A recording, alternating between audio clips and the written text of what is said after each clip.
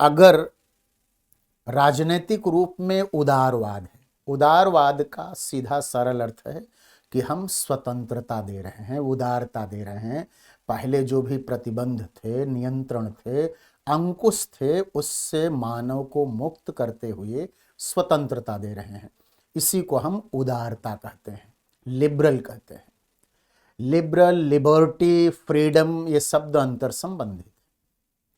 अब अगर आप देखें बच्चों कि उदारवाद जो राजनीतिक रूप में है, जिसे हम स्वतंत्रता के रूप में भी व्यक्त करते हैं, तो यह स्वतंत्रता हर क्षेत्र में होनी चाहिए।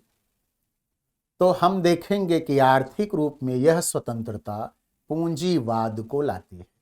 तो राजनीतिक रूप में जो उदारवाद है वही आर्थिक रूप में पूंजीवाद है। पूंजीवाद क्या है बच्चों? पूंजीवाद निजी संपत्ति, निजी स्वामित्व, निजी लाभ की अवधारणा है। इस पर किसी का कोई नियंत्रण नहीं है। और जब आर्थिक रूप में पूंजीवाद की बात करते हैं आप, तो सामाजिक रूप में व्यक्तिवाद स्वतः आ जाएगा। इसलिए आ जाएगा क्योंकि हर व्यक्ति निजी लाभ की कोशिश करेगा, तो व्यक्तिवाद यानी व्यक्ति को महत्व दिया गया। इस प्रकार से व्यक्तिवाद सामाजिक रूप में सामने आता है।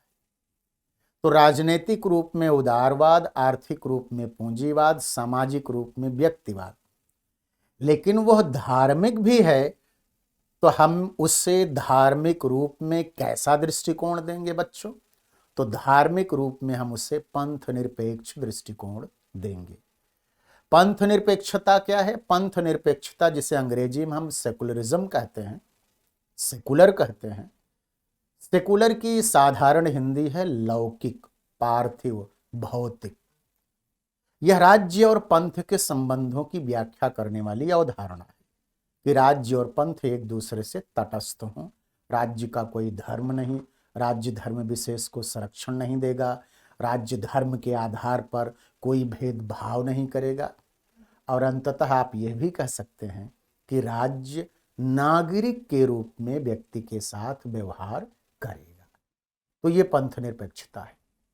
दार्शनिक रूप में जब हम देखेंगे तो विवेकवाद की बात करेंगे। इसी को हम अंतर विषयक संबंध कहते हैं।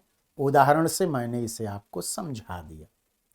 अब इस दृष्टिकोण से आरएएस की पढ़ाई करवाई जाएगी, बच्चों को आंसर राइटिंग सिखाया जाएगा।